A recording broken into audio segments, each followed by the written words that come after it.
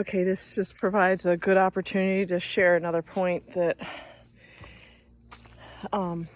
this tree has been uprooted, okay?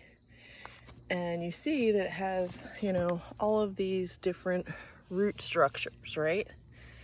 And then you have all the dirt and around it, and then you have the tree that has fallen across the path all the way up into the ferns over there. And one thing is that if you look at it from a certain distance, if you're like, further back here, you're like, oh my gosh, there's an obstacle in my path, right?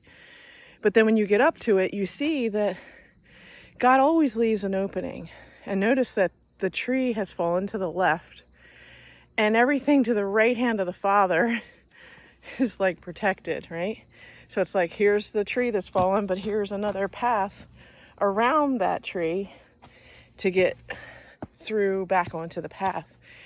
And I think that's a really important point, because when we really are tapped into eternity consciousness, and we know that Jesus, Yeshua, is seated on his throne, sitting next to God our Father, ruling and reigning as we speak, since he died, was buried, descended into hell, rose, ascended into heaven. He has been alive, the whole time after the death. So it's like he's ruling and reigning right now.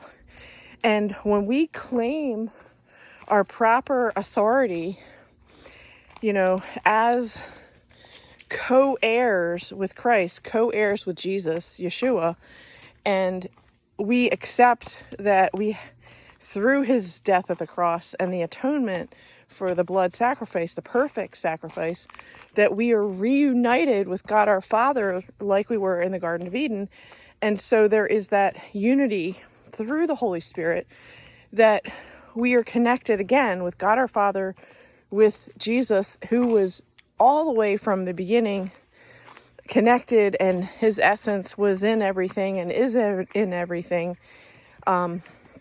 So again, if I look back, I can't see it now, it's too far that I've walked, but when there are obstacles on our path, God is always going to make a way around whatever obstacle is appearing like it's you can't get through, right? But God is always going to make a way, and you just have to trust and believe that the way is Jesus, Yeshua, and he is going to very, boldly show you and illustrate to you the way, and he's going to do it that you can handle. And sometimes you're going to have to take a little leap of faith. Sometimes you're going to have to cross down some uncomfortable roads and, get sweaty, maybe even a little bloody.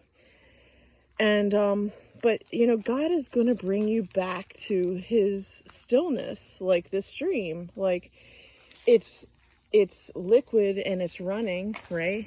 But this portion right here is still and calm. And it doesn't mean that we're not going to have storms and that we're not going to have, those moments where everything seems like crazy, out of control.